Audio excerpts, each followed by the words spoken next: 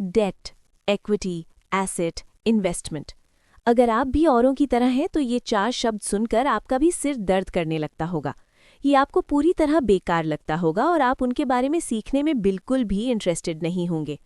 बदकिस्मती से आप इन शब्दों से बच नहीं सकते और ना ही आप अपने फाइनेंशियल मुश्किलों से बच सकते हैं। समय आ गया है कि आप आगे बढ़कर फाइनेंस के बारे में पढ़ें और सीखें।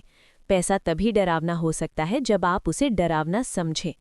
इस समरी में आप सिंपल फाइनेंशियल सिस्टम के बारे में सीखेंगे। आप सीखेंगे कि अपने पैसों का हिसाब रखना कितना आसान है और आप ऊपर कहे गए 4 शब्दों का आसान मतलब समझेंगे। पैसों के बारे में बात करना या सोचना मुश्किल हो, ऐसा ज़रूरी नहीं है। The money order. क्या कभी ऐसा भी समय रहा है जब आप अपने पैसे के बारे में चिंता नहीं कर रहे थे? जब आप काम पर जाते हैं तो आप बिल्स पे करने के बारे में सोचते हैं। बस में जब ड्राइवर आपको बताता है कि बस का किराया बढ़ गया है, तब आप चिंता करते हैं। आपको कैफ़े में एक पेस्ट्री खरीदने में भी बुरा लगता है कि आप इस पैसे को बाद के लिए बचा सकते थे। हालांकि आपको अच्छी पेस्ट्री खाए हुए बहुत समय हो गया है। आपको पैसे से जुड़ी प्रॉब्लम कभी खत्म होती नहीं दिखती। लेकिन इन सभी परेशानियों का हल है। कोई भी अपने फाइनेंशियल मैटर खुद हैंडल कर सकता है। इसे बहुत कॉम्प्लिकेटेड होने की ज़रूरत नहीं है। अपनी फाइनेंशियल लाइफ को एक पैसे के बक्से की तरह देखिए। अगर आपको आसान लगे तो आप इसे पिगी बैंक की तरह भी देख सकते हैं।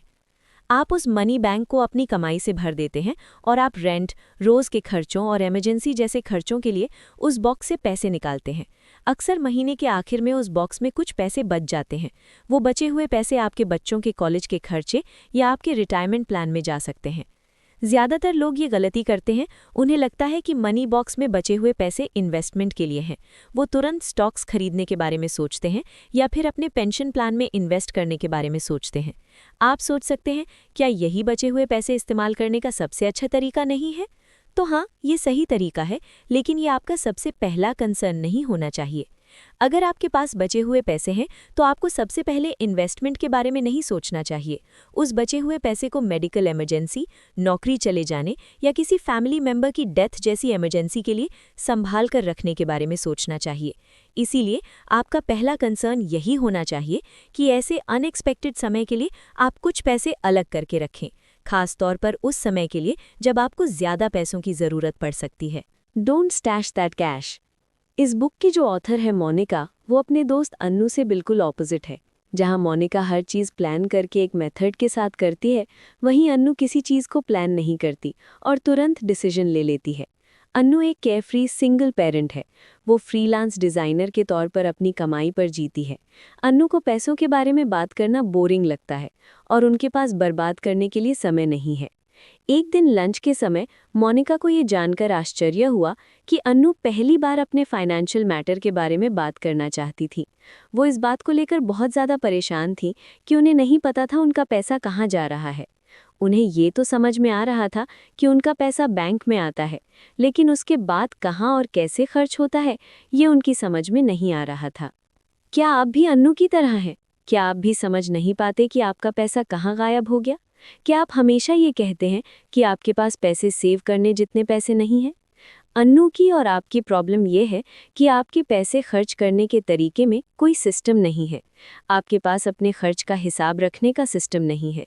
इसके लिए आपको सिर्फ इतना करने की ज़रूरत है कि आप कितना खर्च कर रहे हैं और कितना बचा रहे हैं, उस पर ध्यान दें। हाँ, ये सुनने में बोरिंग लगता है। अपने खर्च का हिसाब रखना कोई मज़ेदार काम नहीं है, लेकिन आपको ये जानकर आश्चर्य होगा कि हालांकि आप ये सोचते हैं कि आप खर्चीले नहीं हैं, लेकिन आप सेल या डिस्काउंट का बोर्ड देखते ही तुरंत कोई चीज़ खरीद लेते हैं। आप ग्रोसरी खरीदते समय अपने बजट से ज़्यादा खर्च कर देते हैं। फिर जब आपके पास कम पैसे बचते हैं, तब आपको आश्चर्य होता है। अन्नू को अपने खर्चों का लिस्ट बनाना बोरिंग लगता है। ज़्यादातर लोग खर्च का हिसाब रखना बंद कर देते हैं क्योंकि ये उन्हें झंझट लगता है। इसलिए मोनिका खर्च का हिसाब रखने के लिए एक आसान और बेहतर तरीका बताती हैं। अपने पैसों को ज़रूरत के हिसाब से कई हिस्सों में बांट लीजिए। जैसे मोनिका अपने पैसों को 3 हिस्सों में बांटती है: इनकम, स्पेंडिंग और सेविंग। ये सुनने में काफ़ी आसान लग रहा है, लेकिन इसी का तो मोनिका ने भरोसा दिलाया था। मोनिका 3 बैंक अकाउंट इस्तेमाल करती हैं। उन 3 बैंक अकाउंट को उन्होंने अलग अलग नाम दिया है। वे नाम हैं income account, spend it account और इन्वेस्ट इट अकाउंट। नाम में बहुत ताकत होती है। अब मान लीजिए कि आपके लॉन में रोज एक मुर्गा दौड़ता फिरता है। आप उस मुर्गे को पसंद करने लगते हैं और उसका नाम चीकू द चिकन रख देते हैं। अब सोचिए कि आप कभी चीकू को मारकर खा पाएंगे? मोनिका को नहीं लगता कि आप ऐसा कर पाएंगे। किसी चीज को एक आइडेंटिटी यानी पहचान देने के बाद उसे चोट पहुंचाने से हमें गिल्ट महसूस होता है। इसलिए मोनिका अपना बजट जल्दी से जल्दी बनाती है। जैसे ही उनकी सैलरी उनके इनकम अकाउंट में आती है, वो ज़रूरत के पैसे अपने स्पेंडेड अकाउंट में डालकर बाकी बचे हुए पैसे इन्वेस्टेड अकाउंट में डाल देती हैं। आप इस तरीके के बारे में शिकायत भी कर सकते हैं, जैसे कि आपकी सैलरी बहुत कम है। लेकिन अगर आप ध्यान से सोचें तो आपको पता चलेगा कि सैलरी आपका इकलौता पैसे का सोर्स नहीं है। आपकी ज़िंदगी में छोटे छोटे बोनस भी आते हैं, जैसे आपका कोई रिश्तेदार आपको खाने पर बुलाए, जिससे आपका उस समय का खाने का खर्चा बच जाता है।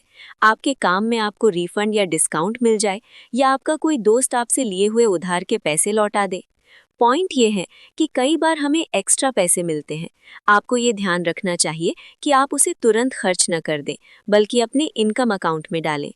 कोशिश करें जितना हो सके अपने हाथ में कैश ना रखें, क्योंकि जब आपके हाथ में कैश नहीं होता है तो उसे खर्च करने के चांस भी कम हो जाते हैं। ऑनलाइन बैंकिंग करना शुरू कीजिए, उससे चीज़ें आसान हो जाएगी। मोनिका के अनुसार आपको ये पहले 3 महीने करके देखना चाहिए। जैसे ही आपको सैलरी मिले, आप उसे सभी अकाउंट में बांट दें और फिर ध्यान दें कि जो अमाउंट आपने स्पेंडेड अकाउंट में डाला है, क्या वो आपके लिए काफ़ी है या फिर ये आपको कम लग रहा है। क्या आपके पास इन्वेस्टेड अकाउंट में ज़रूरत के जितना पैसा है? इनमें से कोई भी सिचुएशन क्यों ना हो, अपने इन्वेस्टेड अकाउंट के पैसे अपने स्पेंडेड अकाउंट में मत डालिए। आपको ऐसा करने से क्या मिलेगा? ऐसा करने से ये हुआ कि मोनिका को समझ में आया कि वो महीने भर में कितना खर्च करती है और किस तरह छोटी छोटी खरीदारी में भी पैसे का एक बड़ा हिस्सा खर्च हो जाता है। आगे चलकर इससे उन्हें ये समझने में मदद मिली कि वो इन्वेस्टेड अकाउंट में कितना पैसा डाल सकती हैं। मोनिका को ये समझ में आया कि अगर वो कोशिश करें तो वो काफ़ी पैसे बचा सकती हैं, और ये सब आप पर भी लागू होता है। पैसे में लेबल लगाने को आप भी बिहेवियरल इकोनॉमिक्स के जरिए समझ सकते हैं। आपका ब्रेन उस लेबल को समझता है और आपको बेकार के पैसे खर्च करने से रोकता है। आपका ब्रेन आपको बताता है कि आप जो कर रहे हैं वो गलत है। इसे मेंटल अकाउंटिंग कहा जाता है। समय के साथ आप उन लेबल्स के साथ छेड़छाड़ करना नापसंद करने लगते हैं। आपकी तरह मोनिका भी इन्वेस्टमेंट से कोई लेना देना नहीं रखना चाहती थी। उन्हें ये मुश्किल और डरावना लगता था, और साथ ही उन्हें ये भी लगता था कि उनके पास इन्वेस्ट करने के लिए काफ़ी पैसे नहीं हैं। जैसा कि हमने पिछले चैप्टर में पढ़ा, मोनिका के पास इन्वेस्ट करने के लिए पैसे थे। उन्हें सिर्फ अपनी फाइनेंशियल लाइफ को मैनेज करने की ज़रूरत थी। मोनिका भी आपकी तरह ही स्ट्रगल कर रही थी। उन्हें अपने परिवार को सपोर्ट करना था। मोनिका और उनके पति की कमाई से उनका खर्च मुश्किल से चल रहा था। एक नए शादीशुदा कपल होने के कारण उनके लिए घर चलाना मुश्किल हो रहा था। फिर उनकी एक बेटी हुई। हालांकि मोनिका और उनके पति परिवार के नए मेंबर को लेकर बहुत खुश थे, लेकिन उन्हें फाइनेंशियल रिस्क भी झेलने पड़े। मोनिका जब भी काम पर जाती तो उन्हें अपने पास ना पाकर उनकी बेटी रोने लगती। इसलिए मोनिका ने जॉब छोड़ने का फैसला लिया। वो अपना पूरा ध्यान अपनी बेटी को देना चाहती थी। उनके परिवार और दोस्तों को लगा कि उनका दिमाग खराब हो गया है, लेकिन मोनिका को अपने फैसले पर कभी पछतावा नहीं हुआ। अपनी बेटी पर ध्यान देना ऐसा काम नहीं था जिसके लिए उन्हें कभी पछतावा हुआ हो। हाँ, ये उनके लिए मुश्किल ज़रूर था, क्योंकि घर में कमाने वाले सिर्फ उनके पति थे। हालांकि मोनिका इधर उधर के काम करके थोड़ा बहुत कमा लेती थी, लेकिन वो कमाई रेगुलर नहीं थी।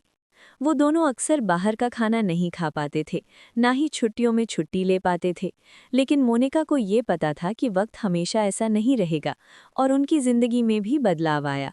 उस स्ट्रगल के दौरान मोनिका ने कुछ सीखा। मोनिका ने बहुत मेहनत करके पैसे खोज निकाले।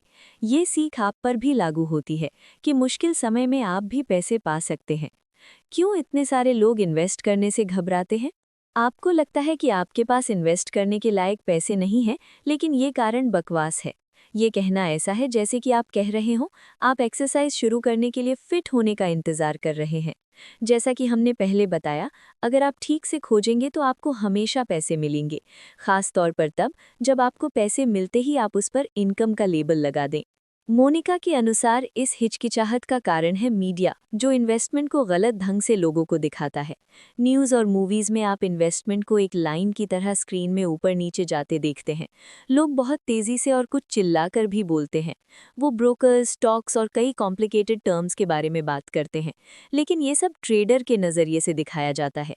आप एक इन्वेस्टर हैं और दोनों में बहुत बड़ा फ़र्क है। तो इन्वेस्ट करने के बारे में ज़्यादा जानने के लिए थोड़ा समय निकालें। याद रखें, इसे इन्वेस्टर के तौर पर पढ़ें। इन्वेस्टर होना एक बिल्कुल ही अलग टॉपिक है। सवाल पूछने से डरे नहीं। इन्वेस्टर्स अक्सर इस बारे में अपनी एक्सपर्ट राय शेयर करने के लिए तैयार रहते हैं। मोनिका के अनुसार इन्वेस्टमेंट आपकी फाइनेंशियल प्रॉब्लम को सॉल्व कर सकते हैं। ये कुछ सवाल हैं जो आपके इन्वेस्टमेंट जर्नी में गाइड का काम करेंगे, इसलिए खुद से पूछें। क्या ये इन्वेस्टमेंट आपके बच्चों को कॉलेज भेजने में आपकी मदद कर सकता है? क्या ये इन्वेस्टमेंट आपको आने वाले 5 सालों में कार खरीदने में मदद कर सकता है? मुझे कितना इन्वेस्ट करना चाहिए? ये सवाल आपको गाइड नहीं कर सकता, क्योंकि इसका जवाब बहुत सी चीज़ों पर डिपेंड करता है, जैसे आप इन्वेस्ट क्यों करना चाहते हैं, कितने समय के लिए इन्वेस्ट करना चाहते हैं, वगैरह वगैरह। अपने इन्वेस्ट करने के पर्पस को ज़्यादा महत्व दीजिए, जिससे कि आपका दिमाग जल्द से जल्द मेंटल अकाउंटिंग करना शुरू कर दे। इन्वेस्ट करने का सबसे सही समय अभी है। ये बिल्कुल एक्सरसाइज करने की तरह है। आप जितनी जल्दी शुरू करेंगे, उतनी ही जल्दी आप रिजल्ट देख पाएंगे। अगर इन्वेस्ट करना आपको अभी भी डरावना लगता है, तो आप मेंटल अकाउंटिंग का तरीका इस्तेमाल कर सकते हैं। आप अपने इन्वेस्टेड अकाउंट को 3 हिस्से में बांट सकते हैं: almost there, in some time और फार अवे। ऑलमोस्ट देयर में आप वो इन्वेस्टमेंट रख सकते हैं जिनका इस्तेमाल आप आने वाले 2 से 3 साल में करने वाले हैं, जैसे कि घर खरीदना या कहीं घूमने जाना। इन सम टाइम में आप वो इन्वेस्टमेंट रख सकते हैं जो कि आप आने वाले 3 से 7 साल में इस्तेमाल करेंगे, जैसे कि रिटायरमेंट प्लान या फिर बच्चों की कॉलेज फीस। फार अवे में आप ऐसे खर्चों के लिए इन्वेस्टमेंट रख सकते हैं जिनका आपको अभी अंदाज़ा नहीं है, जैसे कि रिटायरमेंट। हालांकि आपको लग रहा है कि आपको रिटायर होने में अभी काफ़ी समय है, लेकिन धीरे धीरे ही सही रिटायरमेंट का समय करीब आ ही जाएगा।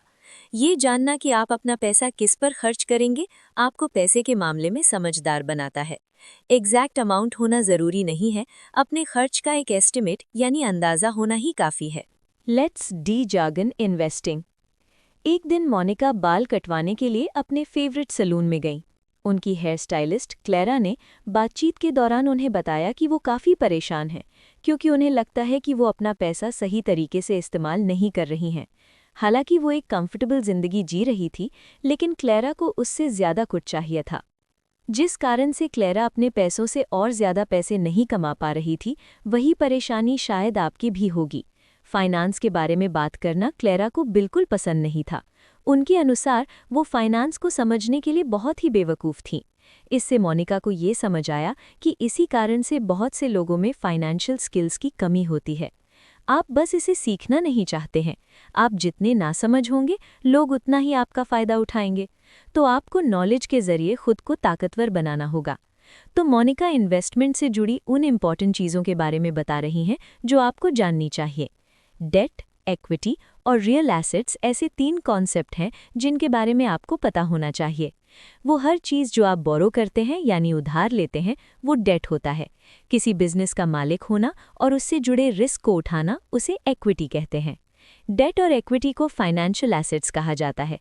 वहीं रियल एसेट्स वो चीज़ है जिन्हें आप देख सकते हैं, जैसे कि सोना या रियल एस्टेट, मतलब ज़मीन और घर। आपके मनी बॉक्स में डेट, इक्विटी और रियल एसेट्स के लिए भी एक जगह होनी चाहिए। डेट क्या है ये आपको पहले से ही पता होगा। आपका घर, कार या क्रेडिट कार्ड लोन पर हो सकता है, लेकिन मोनिका के लिए इसका अलग ही मतलब है। मान लीजिए आप अपने बैंक में डिपॉजिट कर रहे हैं। बैंक आपके डिपॉजिट को एक उधार के रूप में देखेगा। आप उन्हें अपना पैसा रखने दे रहे हैं, इसका मतलब है आप उस पैसे को खर्च करने के समय को आगे बढ़ा रहे हैं। बैंक आपको ये समझदार काम करने के लिए और पैसे खर्च ना करने के लिए अवार्ड के तौर पर इंटरेस्ट देता है। आपके पैसे को लेकर आपने जो बैंक पर भरोसा दिखाया है, उसके लिए बैंक एहसानमंद होता है। इस तरह ये दोनों के लिए एक विन विन सिचुएशन है। सोना एक रियल एसेट है और भारत में बहुत सोना है, जिसका मतलब है भारतीयों के पास काफ़ी सोना है। एक तरह से इन्फ्लेशन का इस पर पॉजिटिव इफेक्ट होता है।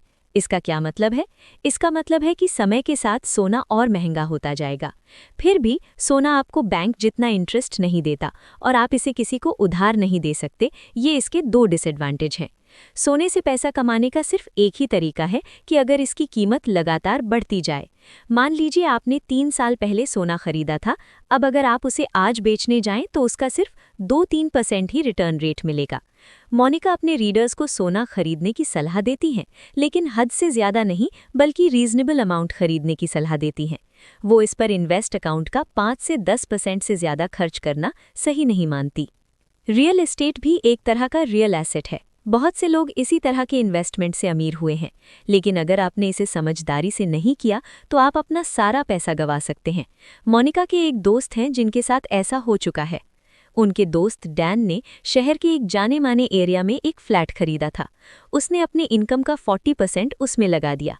इसके लिए उसने लोन भी लिया था, लेकिन इतना पैसा काफ़ी नहीं था। आगे चलकर डैन को अपना घर गिरवी रखना पड़ा क्योंकि बैंक को कोलैटरल यानी सिक्योरिटी चाहिए था। सिचुएशन उतनी ही खराब थी जितनी सुनने में लग रही थी। मोनिका ने डैन को गलत फैसले लेने से रोकने की कोशिश की थी।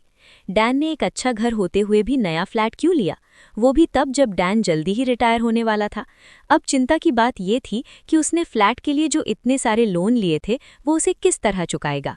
ये सब वो सवाल हैं जो आपको किसी भी चीज़ में इन्वेस्ट करने से पहले सोचना चाहिए। डैन ने बताया कि उसने ऐसा इसलिए किया क्योंकि उसने रियल एस्टेट में इन्वेस्ट करने के कामयाब होने की बहुत सी कहानियां सुनी थी। वो भी अमीर होना चाहता था और उसकी पत्नी भी उसे रियल एस्टेट में इन्वेस्ट करने के लिए बोल रही थी। रियल एस्टेट में इन्वेस्ट करने का उस समय ट्रेंड चल रहा था। इमोशंस हमें बेवकूफ़ बना देते हैं। वो कभी कभी हमसे वो पैसे खर्च करवा देता है जो हमारे पास है ही नहीं, और यही डैन के साथ भी हुआ। जब उसने सबको अमीर बनते हुए देखा तो उसकी ईगो हर्ट होने लगी और उसकी पत्नी ने उस पर दबाव डालकर इस सिचुएशन को और भी बिगाड़ दिया। हर साल उस फ्लैट को रिपेयर और रेनोवेट कराने के कारण डैन लगातार पैसे खर्च कर रहा था। ये सब इसलिए कर रहा था क्योंकि दूसरे लोग भी ऐसा ही कर रहे थे। डैन अमीर होने का दिखावा करने के लिए बहुत सा पैसा खर्च कर रहा था। डैन शायद अमीर हो भी जाता, लेकिन उसने एक खराब फाइनेंशियल डिसीजन ले लिया। अब डैन घबराया हुआ था क्योंकि वो जल्दी ही रिटायर होने वाला था। अब वो उस फ्लैट को बेचने की सोच रहा था, लेकिन उस समय रियल एस्टेट का मार्केट डाउन था और उसने इसमें अपना पूरा पैसा लगा दिया था। रियल एस्टेट में इन्वेस्ट करना सबके लिए नहीं होता। आपको समय समय पर इसके मेंटेनेंस पर खर्च करना होगा, फिर इसमें प्रॉपर्टी टैक्स और इंश्योरेंस का भी खर्च होगा। मतलब कि ये एक ऐसा लॉन्ग टर्म इन्वेस्टमेंट है जो सबके लिए नहीं है। तो ऐसा मत सोचिए कि आप कोई जगह खरीदकर तुरंत अमीर हो जाएंगे। हाँ, ये हो सकता है कि आपके दोस्त इसके जरिए पैसा कमा रहे हों, लेकिन इसका भी बहुत ज़्यादा चांस है कि आप ऐसा ना कर पाएं। अपना पैसा कहीं भी लगाने से पहले बहुत बार उसके बारे में सोचें, फिर फैसला लें। Putting it all together. एक बफे में हर इंसान अपनी प्लेट में वही खाना लेता है जो उसे खाना पसंद है। शायद एक 15 साल की लड़की को फ्राइड खाना ज़्यादा पसंद हो तो वो ऑयली खाना लेगी, तेल जैसे फ्राइड चिकन या फिर किसी तरह की मिठाई।